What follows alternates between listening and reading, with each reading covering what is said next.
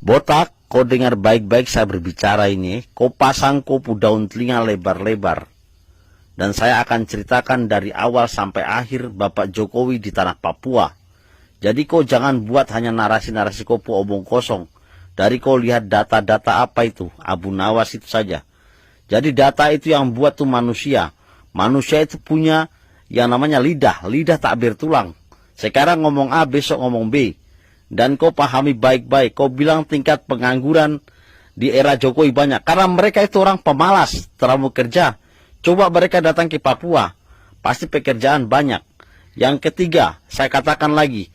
Kau bilang di era Jokowi tidak ada yang namanya pembangunan jalan. Ini buktinya pembangunan jalan di era Jokowi.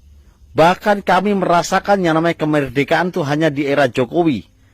Dan kau catat baik-baik lagi. Apa yang dikatakan Bung Oni itu benar. Karena kalau kita tanam padi hari ini, tidak mungkin kita juga tuai hari ini. Sama halnya kau baku cuki dengan kau pumetua, itu tidak mungkin ya botak.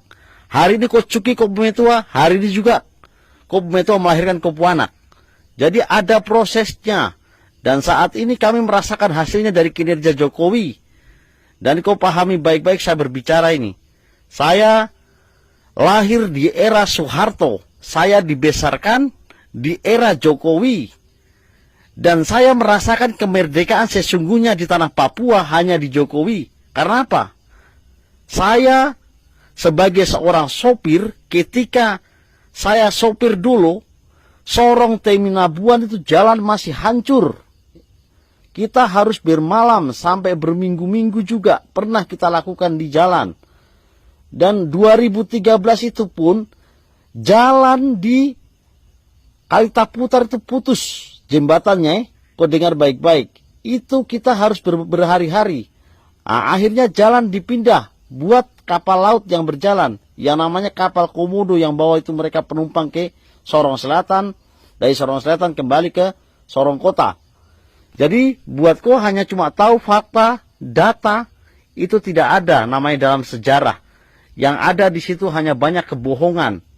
Jadi kalau kau mau tahu data yang fasif, kau datang sendiri, kau turun tangan, baru itu nyata. Dan yang terakhir saya katakan buat kau botak, ingat, hutang di era Jokowi itu sebelumnya juga sudah ada di era SBY, bahkan di Megawati. Tapi mereka mana? Pembuktian jalan atau fasilitas lainnya, pembangunan di Papua terada. Jadi mereka hanya datang